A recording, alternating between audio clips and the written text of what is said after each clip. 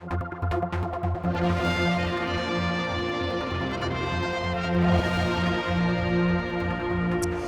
it's Saturday morning and we're down at the Villa Marina for a packed session of Travelwatch. I have to say, with me, Terry Liddiard, aviation spokesperson, and obviously the hot potato today is massive, isn't it? I mean, it looks like it. We haven't had attendance like that for some time. I mean, the dust is slightly settling now on that shock news yesterday, but have you got any more bits you can put to us? I mean, are they going to pull out? We're talking about FlyBe. Are they going to pull out, for instance? Well, we know they're going to close the base. They haven't yet made an announcement regarding the routes remaining after they finish at Gatwick on the end of March. Hopeful that they'll still be operating using aircraft based in the UK and crews based in the UK, which brings its own disbenefits, but we hope the island won't lose the routes. I mean, you've been banging on for a long time about the whole situation that there was going to be trouble ahead. Did you see this? Because I know you've already said that 4 was the minimum aircraft to make a base anyway under their new things. Yeah. They're 3, they're going to go down to 2.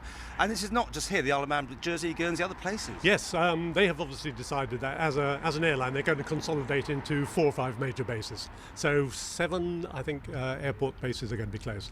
But that doesn't mean to say flying is going to stop to these places, but there is a real concern. And of course here, basically there's 50 people suddenly made redundant. Yeah. And these people have been operating here. A lot of them joined the early Manx Airlines in 1980. And it's a lot of skills, a lot of experience, which will be lost forever to the island, unfortunately. I mean, where's it going as far as you're concerned? What level of service do you imagine is going to be here in a year's time? Well, it's extremely concerning. I mean, we've lost all our services to Scotland. We've lost 4 dimes a day services to Gatwick. British Airways pulled out of London City or reduced from 3 services a day to 1, although we're very hopeful that they might be persuaded to come back. Now that they've seen the situation at Gatwick next summer, I think they'll find there's an opportunity, so we're hopeful about that. And we've lost other services as well. So it's just a concern. And even if British Airways do come back, the situation is still not stable. The Isle of Man government take no real interest or no involvement in which airlines operate where and to how often and so forth. In quite contrast to places like Guernsey, who have their own airline to operate a majority of services. Although that's controversy in itself down there with what they're doing, it's because they've got closed skies, haven't they? No, they haven't. They're not letting people in unless they get permission from the government, right? Well, yes, but closed skies isn't necessarily opposite to open skies. Okay. What they're doing is having a very light regulation, and over here we see basically any airline can operate as long as, first of all, you're satisfied that it's safe and financially stable. Secondly, that is going to provide an acceptable standard of service, including fares and frequency, and that's important. And thirdly, really that the operation would be good for the Isle of Man. Mm-hmm. And as long as they fill those requirements, everybody's welcome. Okay, but back to Guernsey, the government owns the airline, right? You accept that? And you don't see that being a potential here as an option? The government actually buy an airline? At the moment, it seems the most desirable option because, normally I think everyone would say the last thing you want is government involvement in something like this.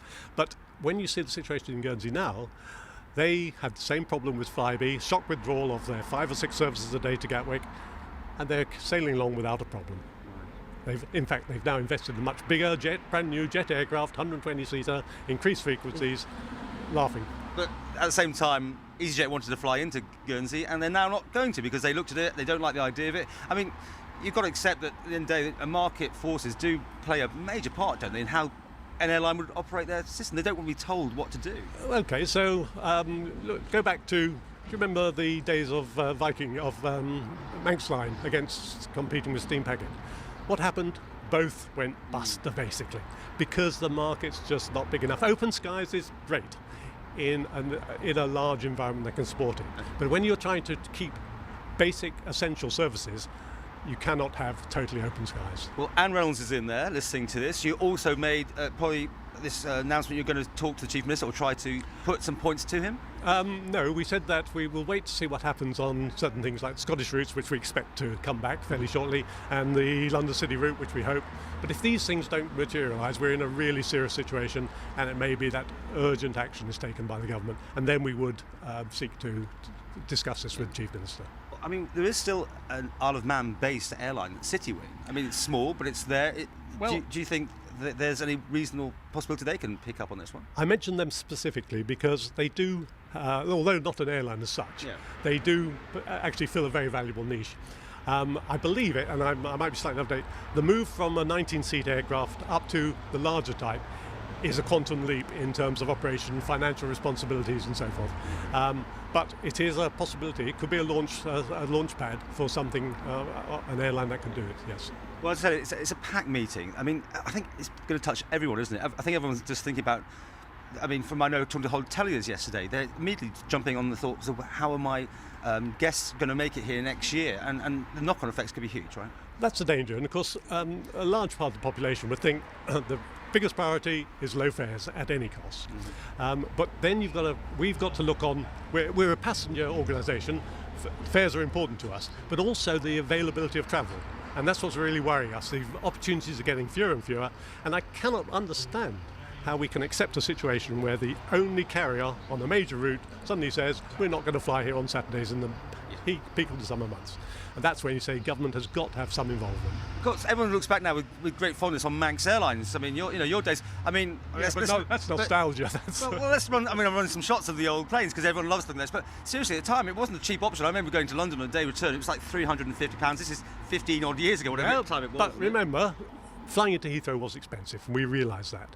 But so one of the first things we did was introduce a competitive service to Luton. We're competing with ourselves, and we did that for many, many years at £69 return. To give the cheaper option to the southeast. So you are conscious of responsibilities in those ways. So, in a year's time, where or what will be left, do you think? I wish I knew. I mean, sadly, I believe there won't be any skilled pilots or engineers here, and it makes it very difficult to ever start it up again. I don't know. Let's hope that some sort of sense prevails, because it's going to become critical, not immediately, but when we see the effect on the businesses, and a number of companies are seriously considered here on the island, I'm not only talking about ones which may be attracted here, but companies here on the island are beginning to question their future if they don't have a reliable and regular link to London. And any chance you fancy picking up the gauntlet one more time? Certainly not. I'm over 70 now. It was hard work at the age of 40 when I started first time. But there's lots of skills on the island. There's people who could do it. But if anyone should be a consultant, surely you know exactly how it works over here, right? I might be able to do a little help. I'm worried about consultancy because it's a fast-moving industry. You can get out of date very quickly, people change. But I'd always be willing to give any help I could.